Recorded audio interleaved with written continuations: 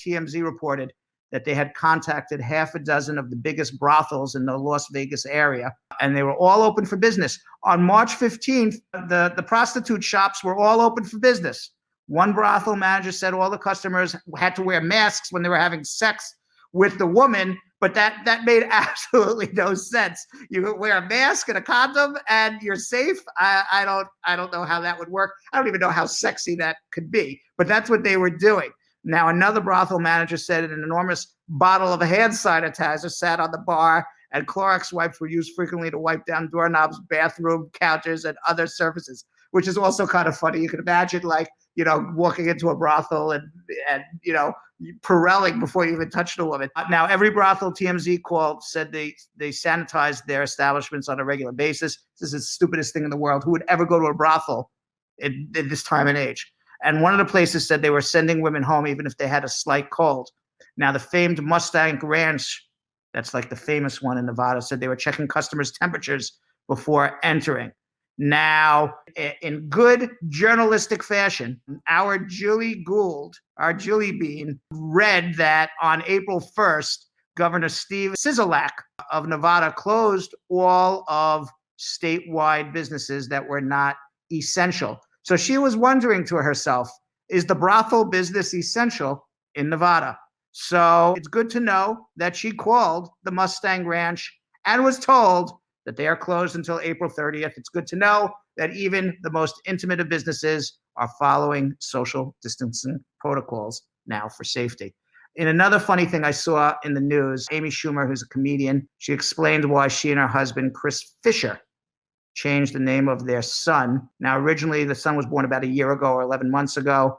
And she says, I'm quoting Schumer, she says, so you guys know that Gene, our baby's name, is officially changed. And she was on a podcast called Three Girls, One Keith. It's now Gene David Fisher. It was before Genital Fisher, but we realized that by accident, we named our son Genital.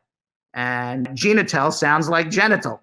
So the guest on the show, the actor and comedian Claudia O'Doherty, said her mom had noted the genital issue as well. O'Doherty said, my mom pointed that out to me, actually. My mom was like, Amy's son called her son Genital. And I was like, what are you talking about? And then she was right. And then the last name of Amy's husband is Fisher. And then it became Genital Fisher. Someone on the podcast added to which Schumer agreed and repeated that her son's name sounded like Genital Fissure. So even some media outlets thought the baby's name was a prank when Schumer announced it back in May 2019, but that's truly what she called and she didn't realize it. And it was kind of funny. In more Hump Day news, and by the way, this is an immigration show. We will get to immigration, I promise you, but it's Hump Day. Padma Lakshmi responded to being called immoral for going braless. Now, Padma Lakshmi responded to online trolls who took issue with the Top Chef host going braless while recording a cooking demonstration on social media. I got some comments last time that it was immoral for me to not wear a bra in my own kitchen during the quarantine.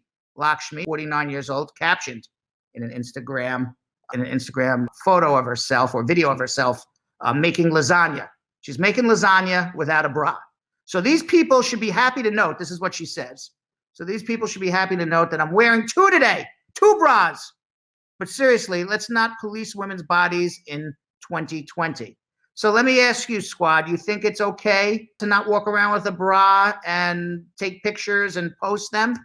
I don't see what the big deal is. Isn't it no big deal to walk around without a bra on and cook in your kitchen?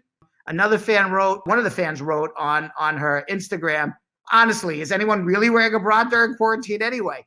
So, and another supporter on Instagram said, why are you so uncomfortable with a fellow woman's nipple? And why do you feel the need to shame another woman for that? Incomprehensible. Crazy what the police of Instagram and social media are doing. And finally, I've been reading that for single people, it's been very, very difficult to date under quarantine. You go on Tinder, you can't meet anybody. You go on Bumble, you can't meet anybody. All you can do is talk on the phone, watch movies together and text each other. I mean, dating has completely changed now. Dating has completely changed now since this quarantine. So I read an article in the newspaper. New York photographer Jeremy Cohen, he proved that at least there is a little romance still in quarantine. He saw a girl dancing on the roof from his apartment and he sent her his phone number with a drone. Now, I have a drone too, but if I was going to send a girl a phone number with a drone, I would have crashed the drone, because every time I fly the drone, I crash it. But he was very good with the drone, and an hour later, she texted him, and they set up a long-distance rooftop dinner together where he ate on one rooftop and she was on the other rooftop and ate on her rooftop. He then met up with the girl, her name is Tori, on a real date after they ate opposite rooftops of each other. Now, Jeremy had the social distancing date under control. He showed up in a plastic bubble and even bought flowers and hand sanitizer for Tori as gifts, though he couldn't give them to her because he was in a plastic bubble. Now, Jeremy told boardpanda.com he had been thinking about buying a plastic bubble because he thought it would be a good way to make people smile walking around the city while also being safe in his plastic bubble. One of his artist friends posted a link to one of his stories, probably as a joke, and Jeremy immediately purchased a bubble. When the bubble arrived in the mail, he realized it would make a perfect second date.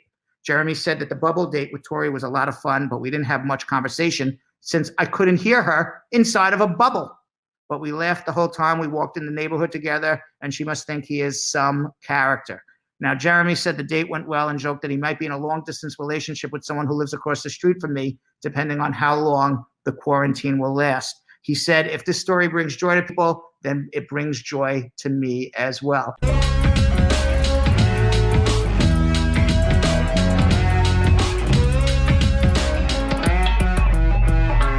Thanks for watching. For more Brad Show Live, like and subscribe to our YouTube channel.